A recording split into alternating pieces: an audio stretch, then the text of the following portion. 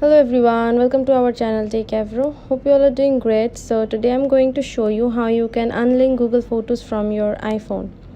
So the first one is go to your Google Photos and go to your profile. From here go to Google Photos setting. From here go to backup and turn this off. My one is already off, so now go back to your home screen and now go to settings.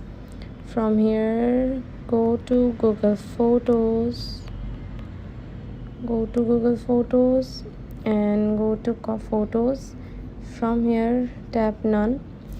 So this is how you can unlink your Google Photos from an iPhone. So yeah, thanks for watching. Hope this video helps you. Don't forget to subscribe to our channel and don't forget to hit the bell icon button. See you in the next video. Bye bye.